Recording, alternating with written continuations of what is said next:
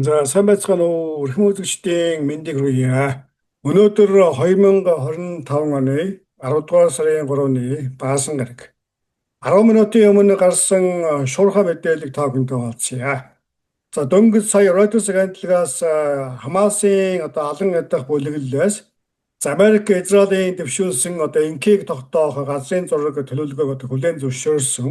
Улмаар барьцаанд байгаа бүх хүмүүсийг өгсөн амьдын аль нь ч болов буцаан олгоход бэлэн гэсэн мэдээллийг хийсэн тухай Reuters-оос мэдээлж байна.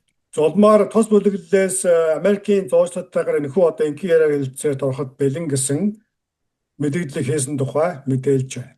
За Хамас бүлэглэл ийхүү мэдээлэл хийх болсон, буулт хийх болсон шалтгаан бол үндсэндээ өнөөдөр өглөө ерөнхийлөгч Трампын хийсэн мэдээлэлтэй холбоотой гэж ойлгохоор байна. За та бүхний харж байгаа энэхүү мэдээлэл бол ерөнхийлөгч Трампын өнөөдөр өглөө 10 цагт хийсэн мэдээлэл байна. За ерөнхийлөгч Трампын мэдээлэл бол үндсэндээ тулгалтын чанартай.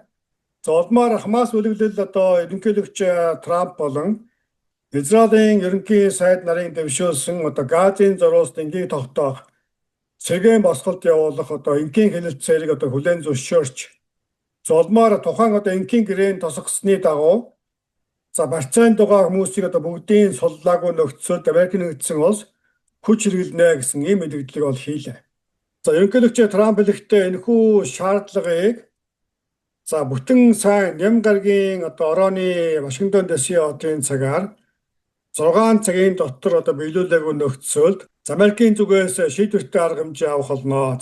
За ойрох дорнодод эвээр яриад болохгүй хүчээр инкийг тогтоох боллоо гэсэн.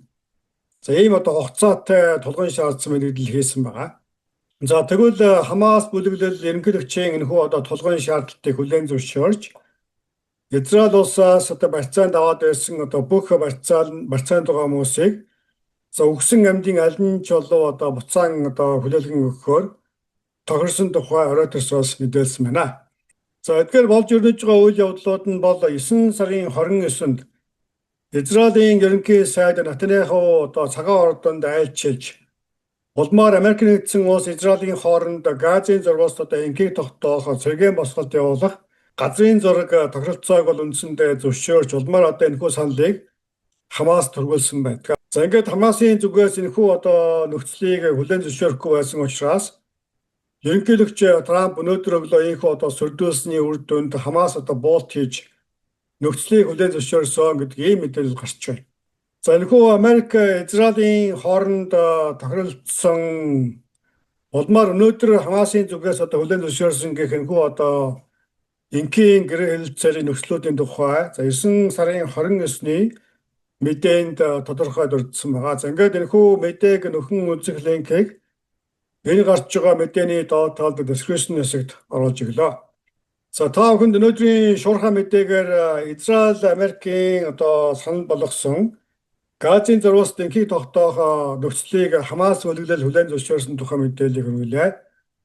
Анхаарлаа хандуулсан үзэгчдтэй баярлалаа. Дараагийн мэдээгээр удахгүй уулзъя.